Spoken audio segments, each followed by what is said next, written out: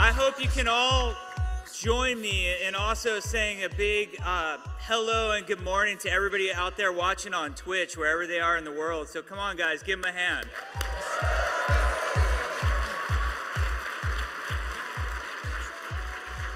So my name is Jeff Kaplan. I'm the game director on Overwatch. We're really excited to bring Blizzard here to Boston, to PAX East, to talk about a lot of cool stuff.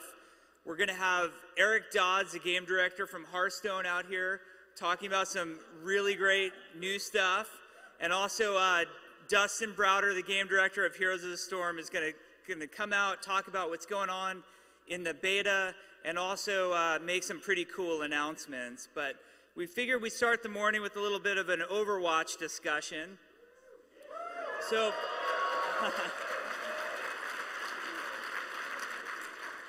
just out of curiosity, was anybody here at BlizzCon?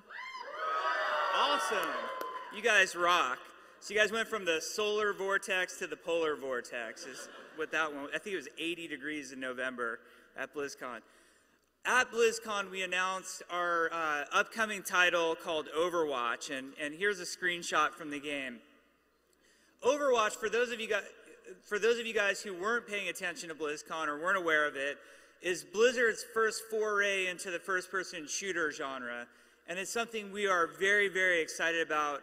There's a lot of passion at Blizzard around making a great shooter, and at BlizzCon, we talked about what makes Overwatch sort of different, or what makes it Blizzard. You know, what's Blizzard about this game?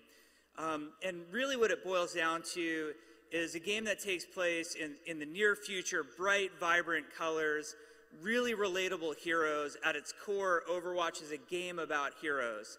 A good friend of mine, Chris Metzen, likes to describe Blizzard as the hero factory.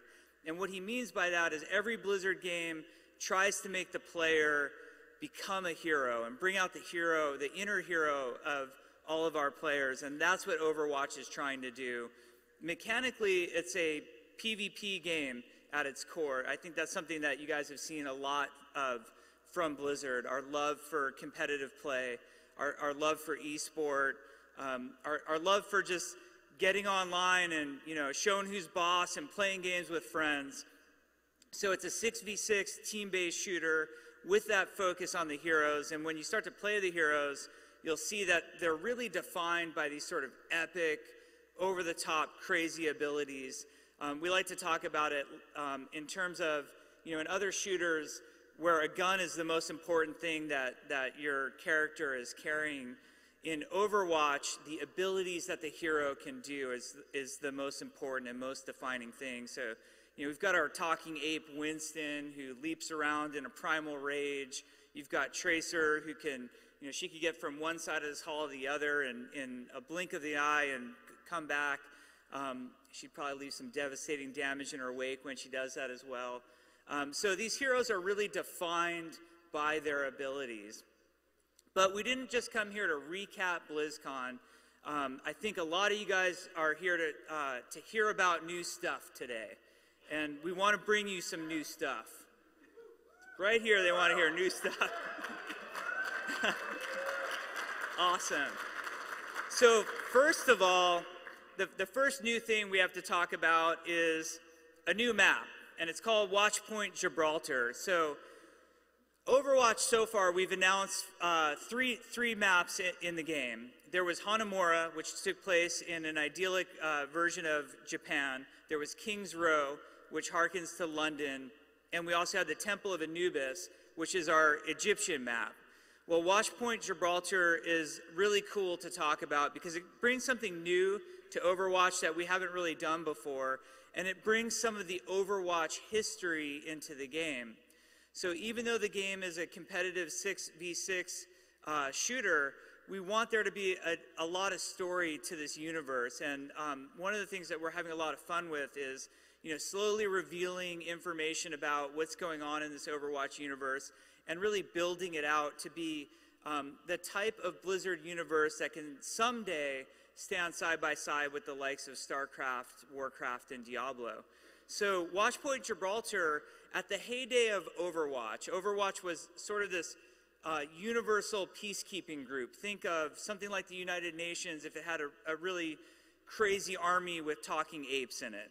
That, real world stuff there. But Overwatch was shut down at one point. There are heroes from Overwatch who feels like the group needs to be back together and are basically trying to put the band back together. So, you know, Blues Brothers was always one of my favorite movies. So we took a little cue from them on that one. But Watchpoint Gibraltar is located obviously in a very strategic location in the world, the Rock of Gibraltar. And it was this Overwatch outpost guarding the Mediterranean where they could deploy and react to different issues happening throughout the world. You can have sort of a look at some other parts of the map. But these days, the base is shut down. There's been activity happening in the base, though. And the players will learn, or you guys will learn today as you go and play the map downstairs, that Winston, our good friend, is trying to put Overwatch back together. And the first step to doing that is getting the Overwatch communications network back online. So he's constructed a satellite drone. He needs to get the drone to this rocket. And who better to do that than you and 5 of your badass buddies downstairs in the Overwatch booth today and get that drone to this rocket so we can get the communications network back online. So we talk a lot about, you know, and at BlizzCon this came up frequently, how are you guys going to tell story in this game? So we have big plans. There are a lot of things we want to do, like our announcement trailer.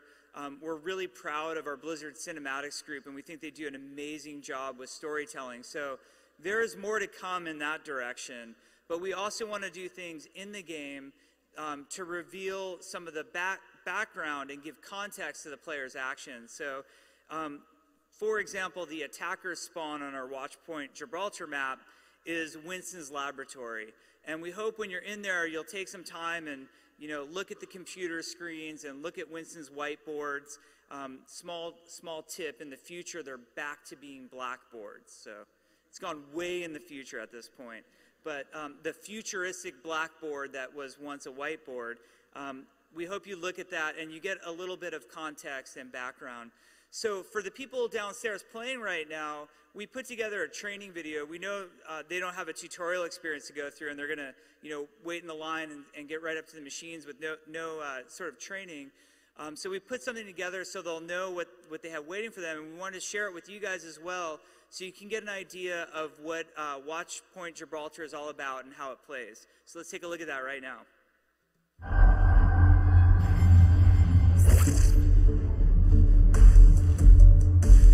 Arriving at Watchpoint Gibraltar.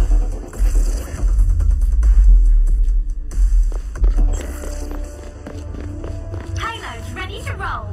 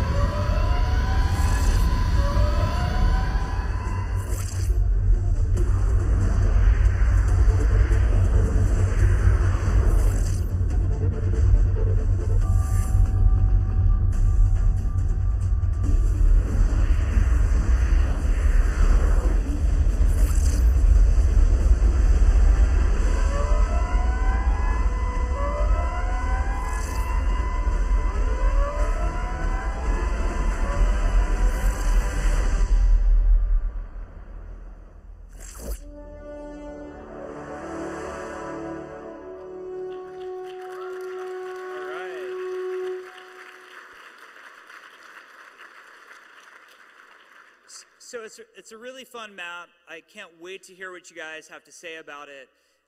As you can see, it's a complete payload map. At BlizzCon, we featured 2 different types of maps. We had capture point maps, and we had a hybrid capture point and partial payload.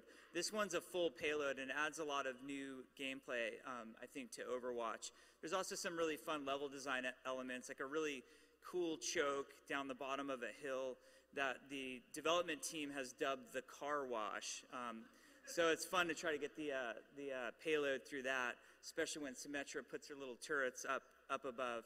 But like I was saying at the beginning of the presentation today, Overwatch is a game about heroes first and foremost. And if there's one thing to take away about Overwatch, it's that there's a hero out there for everyone, and they all speak to different fantasies.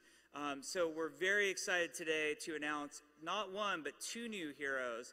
The first of which is one of my favorite to play, a gentleman by the name of the Outlaw Jesse McCree. So,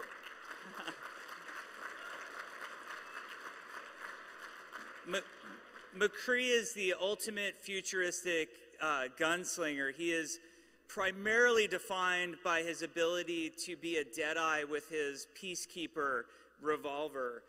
It's got a really fun primary fire. If you're a talented shooter player, you can snipe people all the way across the map with it. It's amazing at short and mid-range as well. It's got a really fun alternate fire to it as well. When you do your alternate fire, you fan the hammer and you unleash all the shots that are left in the revolver. So that's a lot of fun, especially when somebody gets up on you, point blank. You just hit that right click and watch him go crazy. He's got some other abilities that are really fun too. He's got flashbang that combos amazingly with his other abilities, that briefly stuns enemies for about a second. And he can do a combat roll, which is really a great way for him to have mobility either in or out of a bad situation. And we added some nuance there for really highly skilled players to get some fun combos off. When he does that combo roll, he also reloads the Peacekeeper.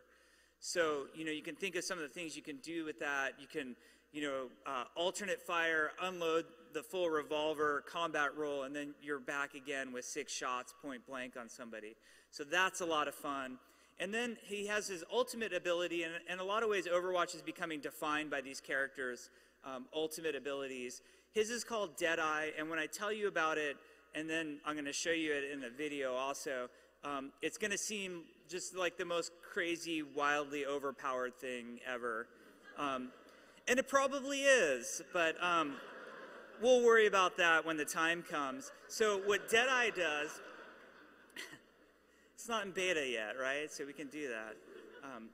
So what he does when he uses his Deadeye ability, he actually holsters the Peacekeeper, and you're going to see this. He kind of starts moving real slowly, and he takes account of everybody who's in front of him. And what's going on in the game is your UI is drawing little targeting reticles around all enemies within line of sight. If any of those get small enough and little skulls appear, that means it's a fatal shot. And then McCree fires once again, draws his gun, and will take everybody out who's under it. So, yeah. So, again, we put together these training videos so as people are waiting in line to play the game, they get a little bit of sense of how the character will play. But I want to share it with you today so you guys can see some of the abilities in action. So let's take a look at the Outlaw McCree. Justice ain't gonna dispense itself.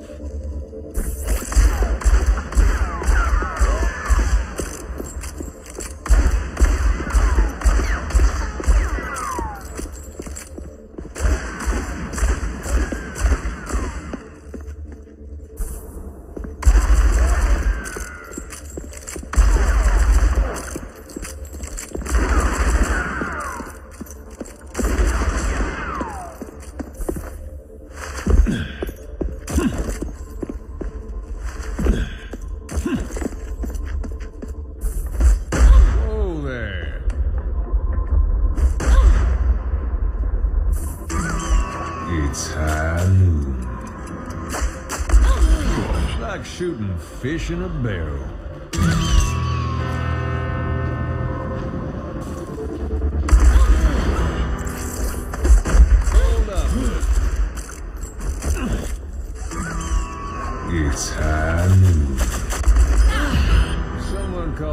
Undertaker.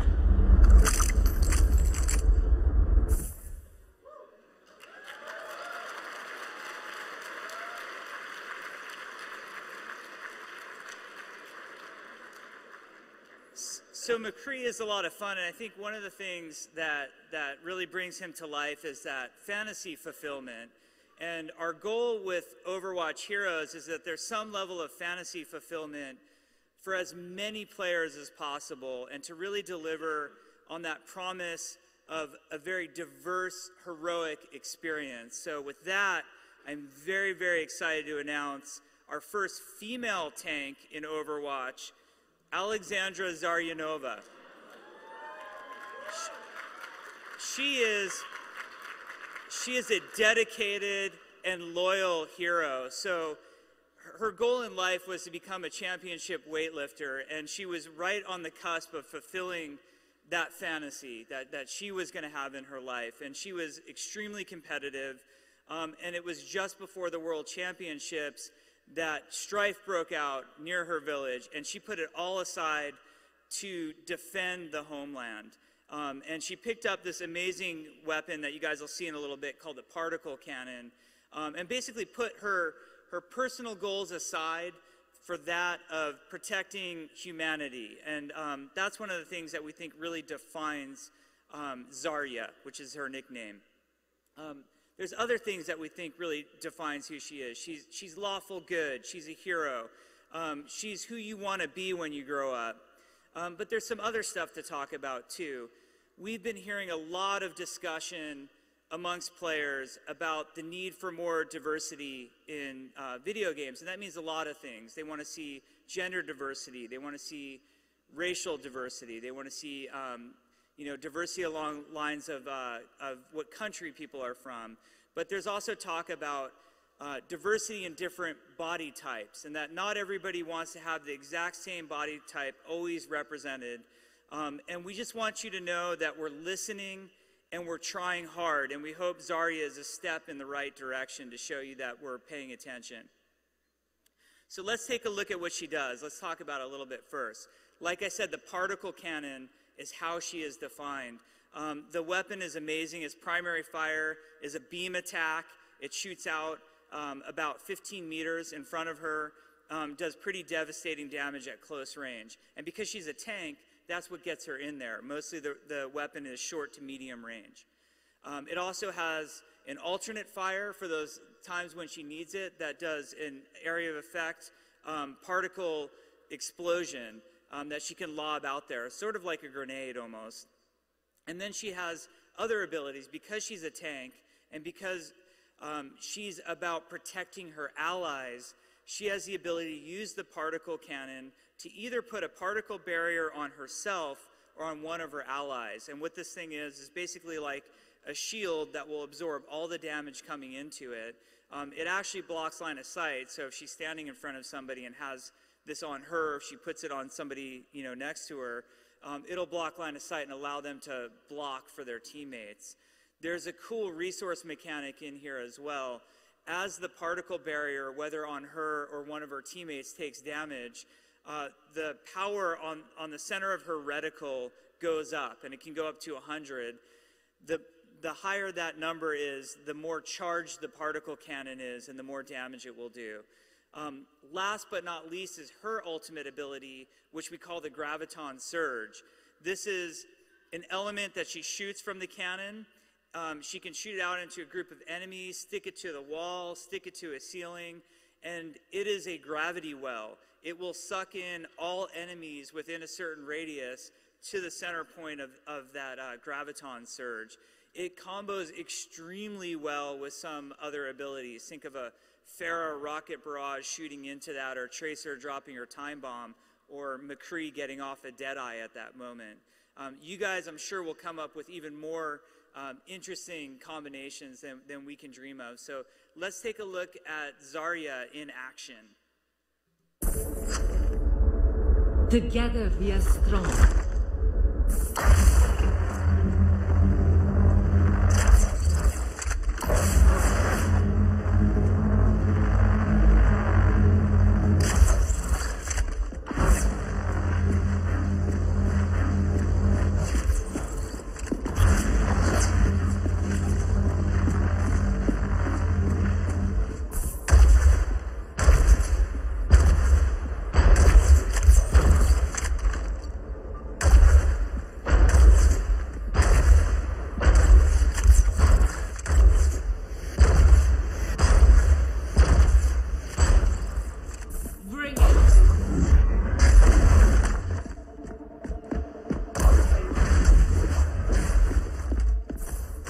Train them.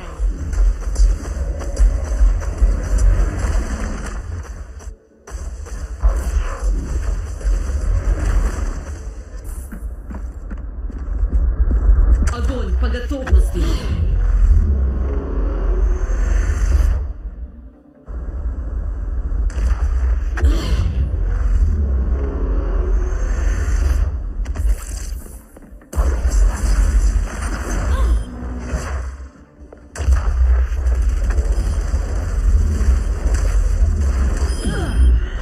Gravity kills.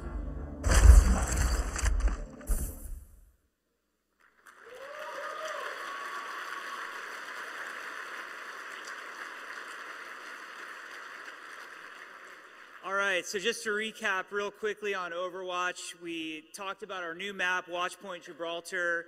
We introduced the outlaw, Jesse McCree, who hates to be called Joel, by the way. And then also introduce you to Alexandra Zaryanova, our newest tank in Overwatch. All of it's available for you guys to play on the show floor. We can't wait to hear what you have to say about it. Beta is coming this fall. And we want you to go to playoverwatch.com and sign up. We're super excited to have you guys sign up for the beta, and we can't wait to see you all in there playing. Now moving on, I'd like to introduce one of my favorite people, the game directors from Heroes of the Storm and the hero of my storm, Dustin Browder.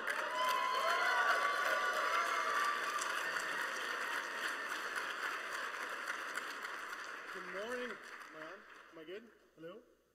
Hello? I can shout.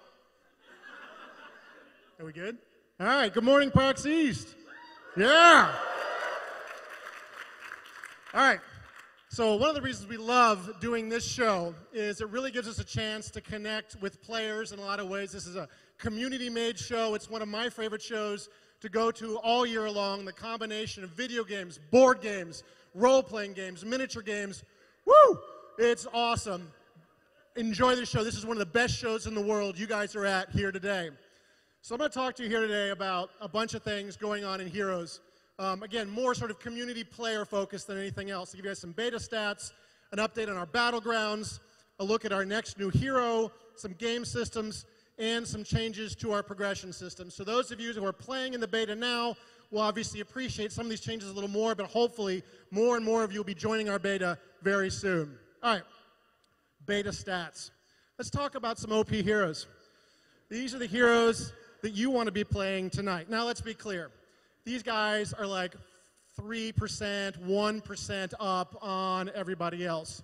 If you're not that good at the game, like me, chances are you need to do a couple of things. Don't face check the bushes by yourself. Show up to the team fight on time, you know, and make sure you're paying attention when you come back to life so you get right back into the action. But if you want a 1% bonus, you could be playing Lost Vikings. They're pretty good right now. They're up by a couple percentage points. This is a new hero we've added. It's controlling 3 heroes at the same time. It's one of the most challenging heroes to play, but they're doing pretty well right now, probably because nobody knows what to do about them. Brightwing has been really good for a long time. This is a hero that can teleport to any ally on the map. She has an area effect heal that's always pulsing around her. She's been pretty good for a while now. Again, 2% up if you play Brightwing. Nazebo, our witch doctor, been a strong choice for a while. Absolutely, make sure you stun him. If you fight against Nazebo, one of you is on Nazebo duty. Make sure you have somebody with a stun ready the minute he decides to use his spirit. Otherwise, you're all dead. All right, Uther, very powerful support hero.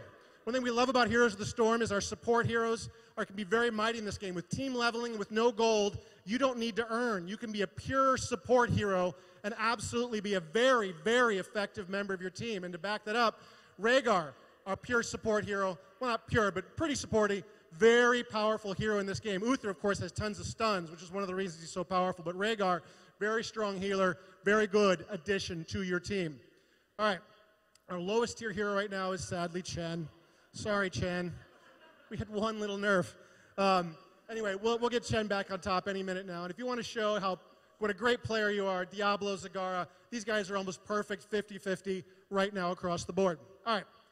That was for everybody. That was for all y'all, right? If you're looking at the top players in Hero League, these are the most competitive players we have right now. Their best heroes look a little bit different. So the best player, the best hero right now, one of the best heroes is Illidan, again, like maybe 3% up. Very skill-based hero, kills me all the time, that's for sure. He usually says mean things to me in chat too now, actually. Rhaegar, also a strong hero here. Sergeant Hammer, this is a siege hero, it's a siege tank. She can deploy and set up like a siege tank can in StarCraft 2. So it's very important where you position her. If you position her incorrectly, you don't get much. You position her in the right spot, she's absolutely awesome. So it doesn't surprise me to see her here at top tier. Lost Vikings debuting here as well. This is one where so different, so strange, so unusual for us to make, and so difficult to play in some cases. We know we're going to see the top players showing us what's broken about this here, which is what we love, being in beta to detect this stuff. And Tyrande, surprisingly, is also a top tier hero as well. Our lowest tier hero is Murky. Sorry, Murky. We'll get you back up there any minute now, I promise. And even tiered are Zeratul and Vala. All right, let's talk about battlegrounds. We're going to be unveiling a new battleground here today. You guys have seen hints of this. Tomb of the Spider Queen at BlizzCon this last year. Absolutely, Tomb of the Spider Queen. One of the things we love about Tomb of the Spider Queen is it's starting to fulfill our promise of what battlegrounds can accomplish for us in Heroes of the Storm. So Tomb of the Spider Queen is an underground location, very different from our other environments. But what's important about Tomb of the Spider Queen, what makes it play so differently, is it's incredibly small. We call this sort of a knife fight in a closet kind of map. It's very contained. The lanes are very close together. And what you're trying to do in this map is you're collecting gems from these spiders that are moving down the lanes. And when you collect gems, you can drop them off at a couple of central points. And if you get enough gems, you're going to summon some spider queens that are going to push both lanes. Look, you see the top left of that screen there? You can see a lane, then there's a lane here in the middle. These lanes are very close together. And you're almost always in lane on this map, always trying to collect gems, always trying to grab those spider queens to help push lanes and destroy your opponents. This is ultimately a very, very different experience from the battleground we just released, Sky Temple, which is a huge map. This is a map where you're always out of lane. You're always trying to grab temples so you can blast enemies with rays of sun from the tops of these temples. So we're releasing these maps back to back, and they play completely differently from one another, and the types of heroes that are effective on either one of these maps are very different as well. And this is what we're going for battlegrounds. When you get onto a battleground and you're playing seriously competitively, you think about the heroes differently, you think about your talents differently, you think about your team compositions differently as well. All right, let's talk about our next hero. We debuted her or teased her last year at BlizzCon, the next hero for Heroes of the Storm.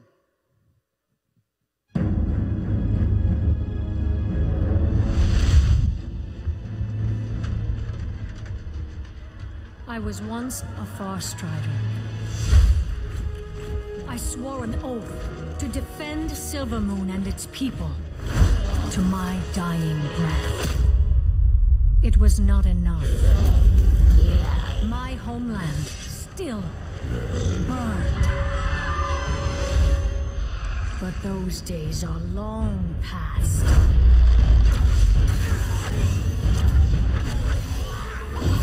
And history will not repeat itself.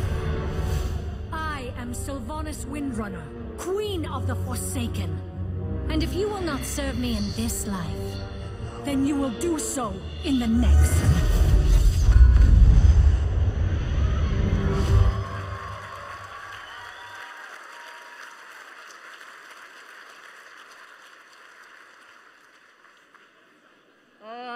That is Sylvanas.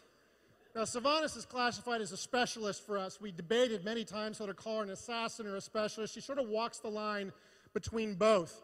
She has a lot of abilities she can use against enemy minions, against enemy mercenaries, against enemy towns. It makes her a deadly, deadly pushing hero. At the same time, she can do some really ferocious burst damage as well.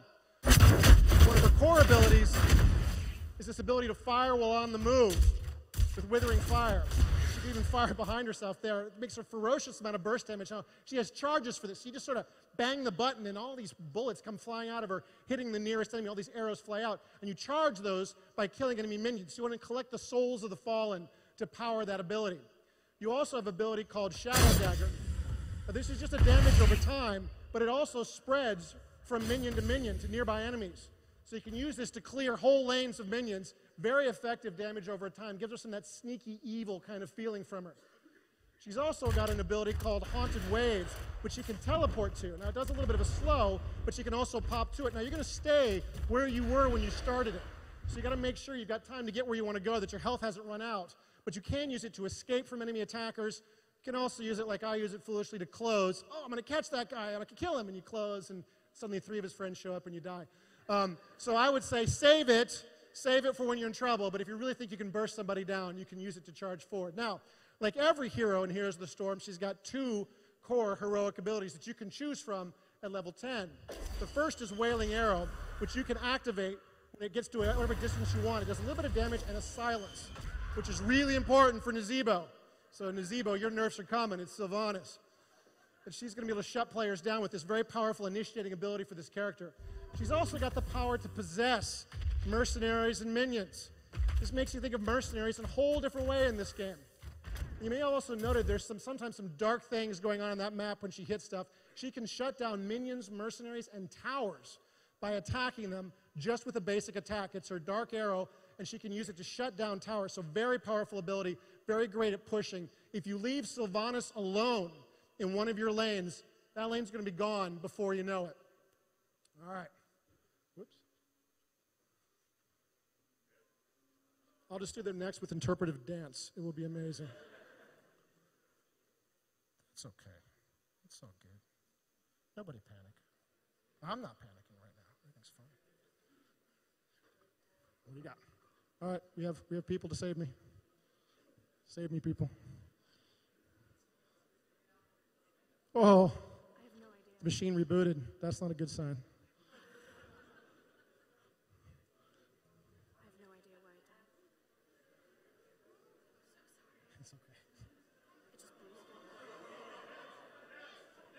Oh.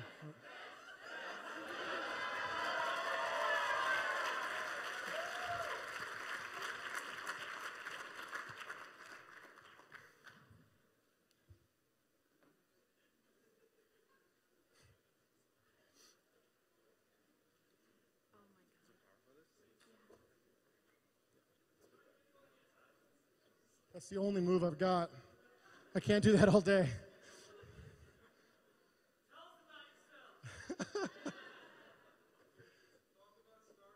Oh, all right, I could do that.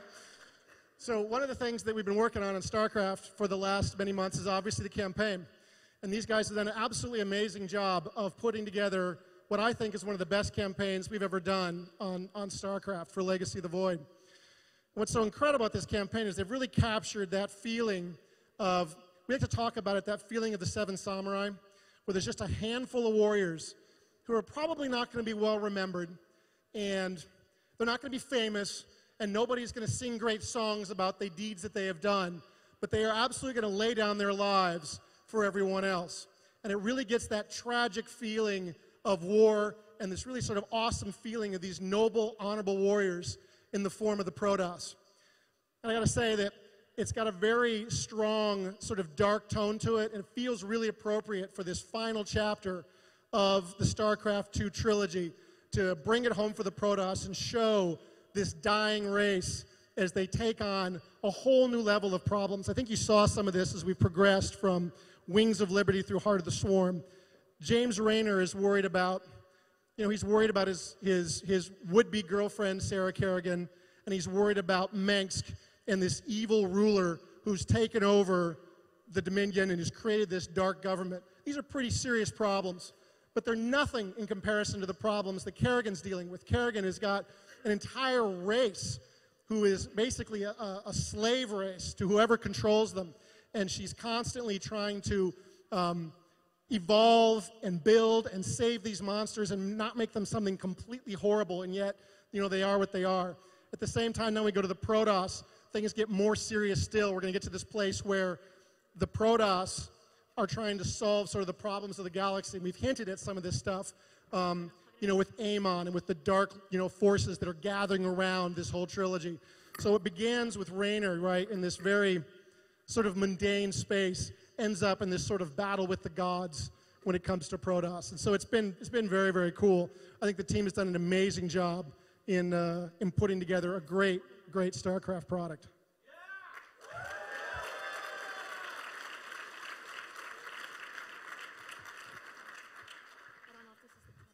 All right, they're still struggling. I see the computer rebooting one more time.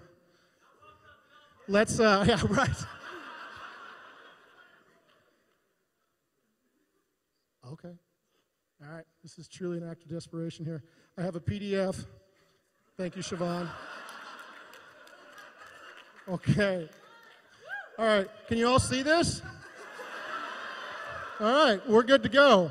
Everybody just lean forward. I'll step out to the edge of the stage. Everybody just lean forward a little bit, and we got this, all right? Thank you, Siobhan. This is amazing. All right, so we've been working a lot on our game systems. Fortunately, actually, the visuals aren't hugely essential going forward.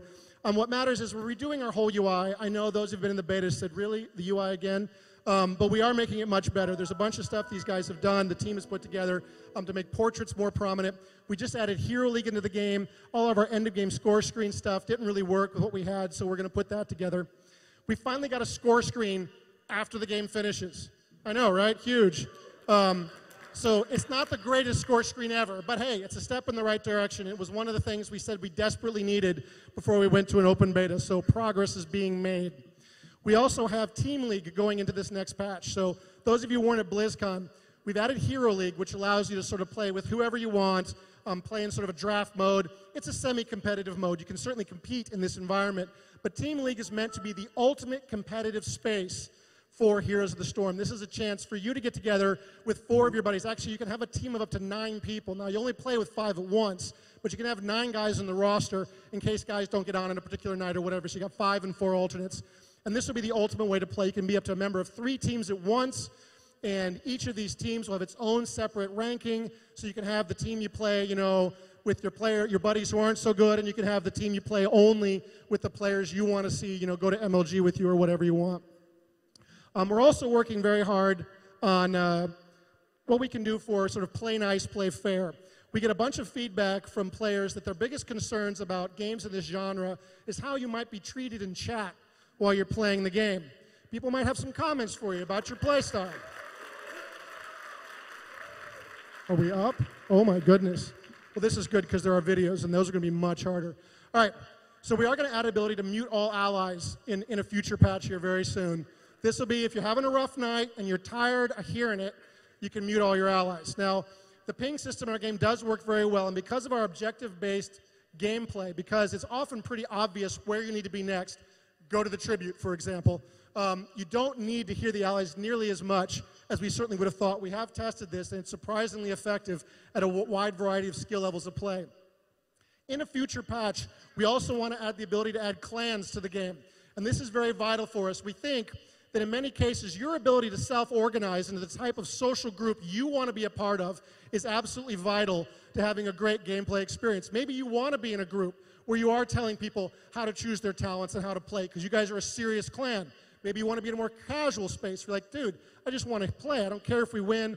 I don't care what you think of my talent build. Then you can play in a clan that has that social contract. Right now, we're just throwing you into a big pit with everybody. Everybody has a different expectation, and our belief is if we can give you the opportunity to self-organize, this will be to your benefit. We've also heard a lot of feedback for players asking for rating systems. We don't have a specific idea here yet, but we're definitely open to your feedback and ideas of what would be the best rating system for Heroes of the Storm. All right, progression. I got to move quick now because I want to get Eric up here to talk about Hearthstone. We're going to do a lot of stuff in progression here in the next few patches.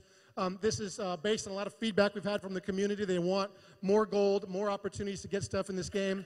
We're going to add a 7-day stim pack at account level 10. Hero levels will now go from 11 to 20. Those of you who are playing know that when you get to level 10, you get your master skin. You should stop playing that hero, and that feels terrible. So we're going to take you now from 11 to 20. These levels are going to be a bit of a grind, but it really lets you show off your skill or certainly your engagement with the hero. We have this concept, for those who don't know, called talent gating, where we don't have access to all of the talents. This will be a rolling applause to this one. We're going to turn that off at level 30. This does give us some benefits with new users, so we do want to keep it in the game for a little bit. But we figure by the time you get to level 30, you get it, you're ready to go, so talent gating will shut off. All right, more gold, lots more. Here it comes. There's some more, there's some more, there's some more. All right, so more gold. All right, so I get a lot of questions in Heroes about esports. What are we doing for esports? And we say, hey, we're going to let the community take the lead here, and that's still by and largely true. But the esports team has been working very hard on something that's coming very soon. Here's the dorm. And here's a little video explaining what this is.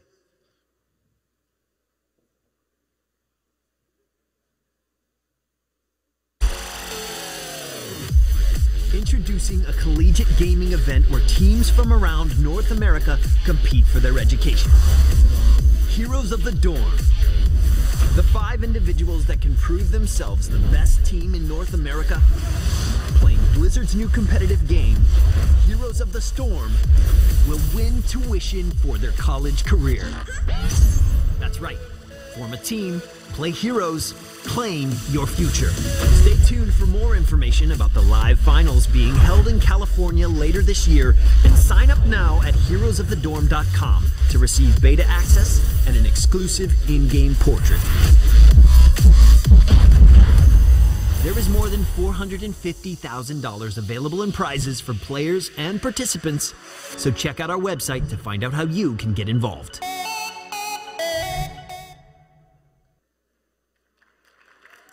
All right.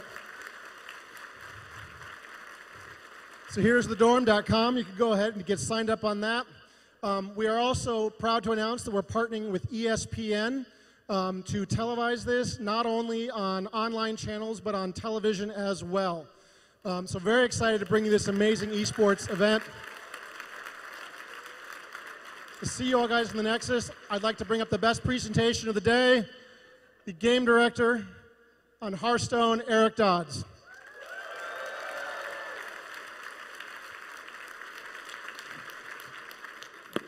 Assuming it's my... Hello, hello. Awesome.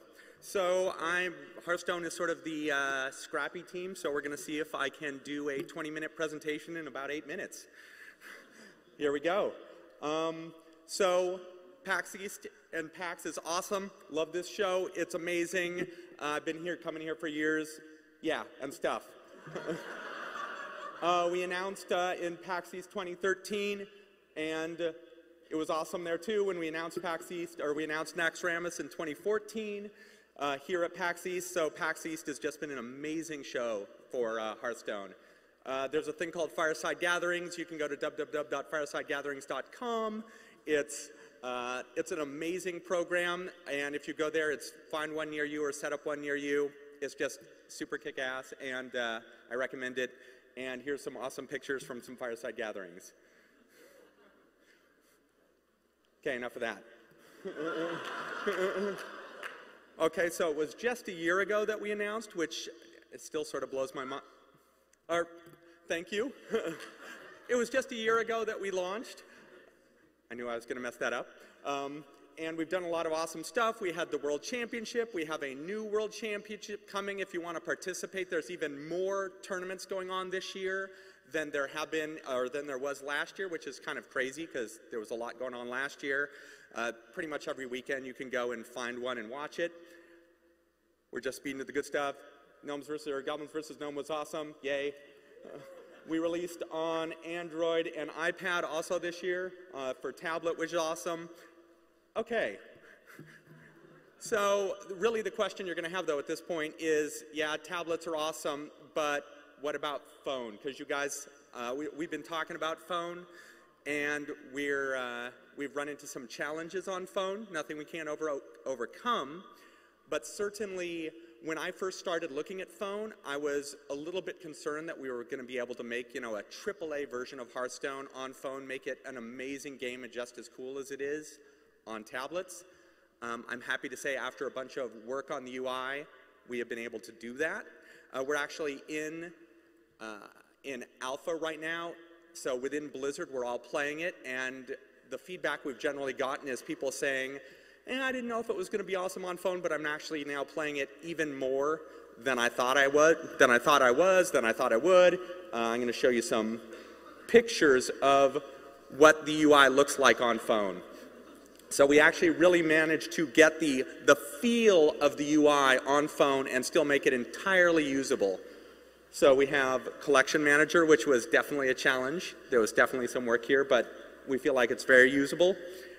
And we have Play Mode, which you know, there's the cards, and they become larger or smaller depending on the state of the board, but it's very easy to play in this mode. I've been playing a ton in this mode. And one thing to mention here is that if you're playing on phone, your account is the same as if you were playing on tablet, as if you were playing on PC. You're playing against the same people who, you know, you could be playing on phone. Somebody else is playing on tablet or PC. You know, it's all mixed together. It's all one group playing together. That's pack opening. But really the most important thing to talk about here is that within the next couple of months, it's going to be out on phone and on Android. So we're very, very close.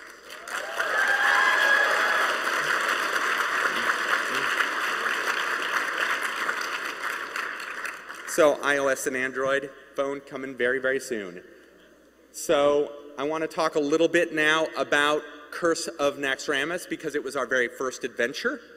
And it did a lot of things that we really, really liked and wanted in an adventure. I mean, it made it so that you could play in single player against a bunch of the different cool bosses from this environment week after week. So one week it would open, you could play a bunch of bosses, you could play a bunch of class challenges, you could play a bunch of heroic mode bosses if you wanted, and you would earn cards that would sort of change the metagame week to week through doing battle with the bosses in Naxxramas. And we really loved how that worked out, and we really loved actually exploring the space that Naxxramas was. It was a well-loved space in Warcraft, and we got to explore it further. And we are thinking, if we're going to do another adventure, what could this adventure be? Because it would have to be a place that, you know, had epic and awesome bosses. It would have to be a place that has tons and tons of Warcraft lore that people could explore and see in a different way, sort of see how Hearthstone explored that lore. It'd have to be a little bit mysterious, sort of a place that had a bunch of mystery about it. And I think we have found the perfect place to do that, and I just thought I'd show you right now.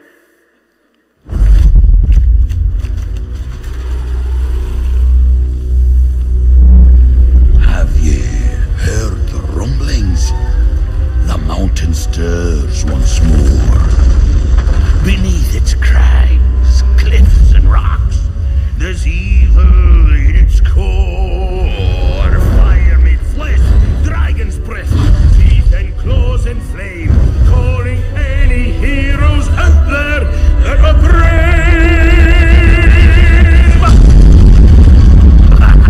or just insane. Rock Mountain, a Hearthstone adventure.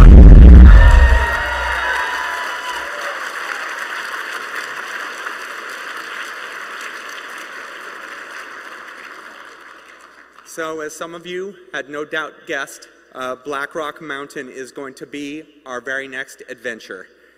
And it's going to be mechanically a lot like Naxxramas in that each week there's going to be a new wing that's going to come out, and it's going to have new bosses to fight and new class challenges to do battle with, and then if that wasn't enough, new heroic bosses. And when you beat the normal bosses and the class challenges, there's going to be cards that you earn that are going to affect the metagame. So week over week there will be new bosses, new class challenges, new cards, new metagame. The thing that's a little bit different about Black Rock Mountain is it's got sort of a different vibe. I mean, Naxxramas has a very specific vibe. Black Rock Mountain is all about sort of two epic forces, villains that are inhabiting this place. On one hand, on one hand, I want to talk sort of a little bit about the beginning, where we had this mountain. We have these dark iron dwarves who are living in this mountain, and they want to increase their power. So they think, we got a great idea. We're going to summon this Fire Lord Ragnaros, and he's going to work for us. That'll be awesome. And that didn't work out entirely as they planned, in that he showed up, enslaved them, and brought a bunch of his fire buddies to hang out in the mountain and sort of tell them what to do. So the Dark Iron Dwarves are still there, but it's really Ragnaros running the show in the molten core of the mountain. And he has the same goal that, you know, a lot of epic villains do, and that's, of course, to take over the world. There's only one thing sort of standing in his way. There's another force in the mountain. There's the great dragon, Nefarian. And Nefarian sort of rules the top, the upper spire of Blackrock Mountain, and he has his Blackrock Orc buddies and tons of twisted creations that he and his alchemist has made to aid him. And he also has the goal, of course, to take over the world. The thing being said about those two forces is the one thing they hate more than the rest of the world is each other.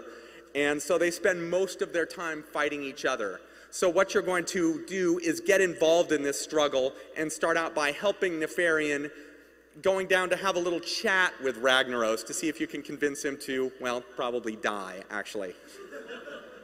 So in the mountain, you're going to see, you know, fire elementals and all the fiery buddies of Ragnaros. You're going to see tons and tons of dragons. You're going to see all of the bosses. Well, I shouldn't say that. You will see a number of the bosses that you have seen from various dungeons and raids if you've played World of Warcraft. So tons and tons of these characters will be all throughout the mountain and all throughout Blackrock Mountain Adventure. We are going to have 5 wings. There's going to be 17 bosses that you will do battle with. The first wing is Blackrock Depths. That's the Dark Iron Dwarves there on the left. They are going to be the first line of defense for Ragnaros trying to stop you from getting to him. And so you're going to do battle with these Dark Iron Dwarves on your way to the second wing, which is, of course, the Molten Core, which is where Ragnaros lives. So the question is, what does one of these wings look like? Well, week 1, when Blackrock Mountain releases, is going to look like this. These are going to be the 3 bosses that you will do battle with. That being said, when you think about bosses in Blackrock Mountain, sometimes it's the mountain itself that is the villain. So in this case, the first boss, while it's technically Corin Direbrew, it's actually the Grim Guzzler is the boss. It's the bar where the Dark Iron Dwarves hang out and drink. So there's always a bar fight going on down there. There's always guys from all over leaping into the fight, and sort of his hero power is about that when you do battle with him, where guys from both your deck and Corin Direbrew's deck are going to be constantly leaping into the fight just on their own. And you're going to have to build a deck around that to sort of defeat that mode of play, or that way of facing an enemy.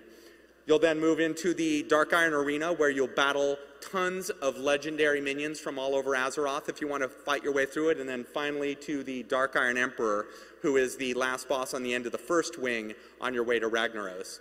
And of course, when you defeat each of these, you'll get a card. When you defeat all of them, there's a legendary card at the end of the wing, and then there's more cards for the class challenges. This is what the new board looks like. And I'm actually always kind of blown away whenever our artists give us, you know, a new board, because each time I look at one of the boards and I look at the clickables that they put in the board, I sort of think that the new board is my favorite board, and this is no exception. You're going to be able to upgrade weapons as clickables on this board. You can summon dragons, you can play with runes, you can mess around with the lava. There's a lot of fun stuff to do with this board. So yeah, just playing with this board makes me happy. It is pretty awesome. So you're probably saying at this point, all of this is cool, I'm excited about this, but tell me about some of the cards that are going to affect the metagame in new ways, because I mean, that's really the heart of the Blackrock Mountain Adventure. And so of course you're going to see several cards that are related to the Dark Iron Dwarves. Dark Iron Dwarves are sort of core to the Blackrock Depths experience, and you're definitely going to get to play with some of those cards. The first is the Dark Iron Skulker. This card is based around the idea, it's a rogue card, and it's based around the idea that the backstab ability rogues have is awesome, and wouldn't it be more awesome if rogues got to backstab, you know, everybody? It's, from the metagame point of view, it's pretty interesting because it gives you the ability to drop a card and deal with a rush that's going on if there's a lot of low-cost stuff coming at you, and also leave a minion on the table to carry on the fight. So it's going to be interesting to see how this affects the rogue metagame. We have another Dark Iron Dwarf, the Grim Patron. So whenever he takes damage, another of his buddies jumps in. He's sort of like embodiment of the Grim Guzzler bar. So you can imagine playing this guy on the table. pinging him for one, okay, there's 2 of them on the table. Playing Whirlwind, okay, there's 4 of them on the table. And very quickly you can overrun your enemy with just this guy. So he is pretty amazing for that as well. The heart of this adventure, though, is all about dragons.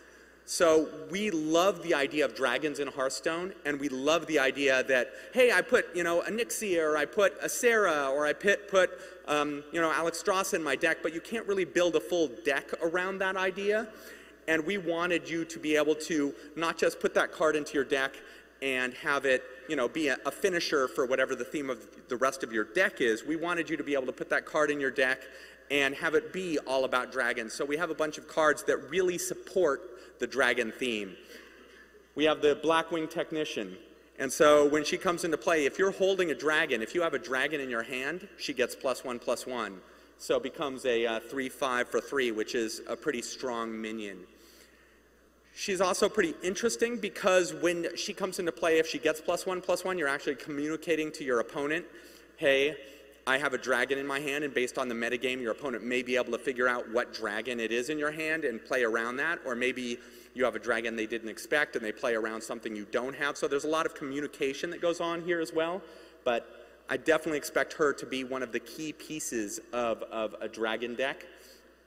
Of course, we'd have to have a dragon, or actually we have multiple dragons, but this is just one of them, for Blackrock Mountain. And so when it comes into play, it summons a random 1-cost minion for your opponent. So you think you can deal with it, but you're just not quite sure.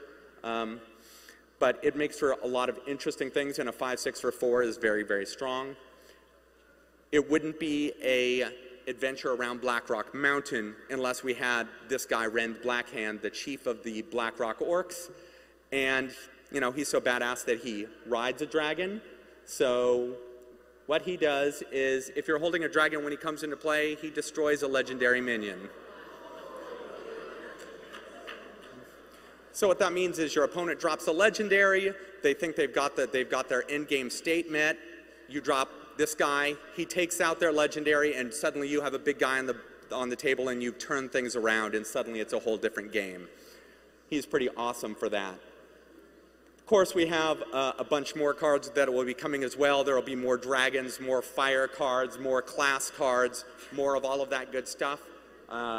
So tons more cards coming, or actually, I guess, 31 total cards coming. And lastly, I wanted to talk a little bit about the card backs that are coming. So that season card back is the card back you get for getting to level 20, or to rank 20 or better in this season that's going on right now. It's pretty easy to do, and it's an awesome card back. The heroic card back is the card back you get if you defeat all of the bosses throughout all 5 wings of Blackrock Mountain on heroic. That's the card back you can show to show off that you're pretty much a badass. And the last one is actually a card back for pre-ordering Blackrock Mountain. So if you, on the 19th or 20th, depending on your region, it's going to be available for pre-order. When you do that, when Blackrock Mountain comes out, you will get all of the card, or you will get, you know, the wings as they come out, 1 wing at a time, but you get that card back immediately.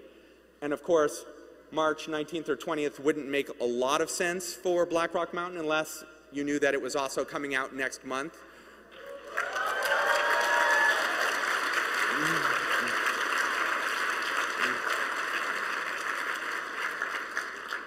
So next month, you're going to be playing Blackrock Mountain, and we're looking forward to all of the crazy decks you guys make with them, and all of your feedback about all of it. So that's it, and thank you very much for coming to the Blizzard panel.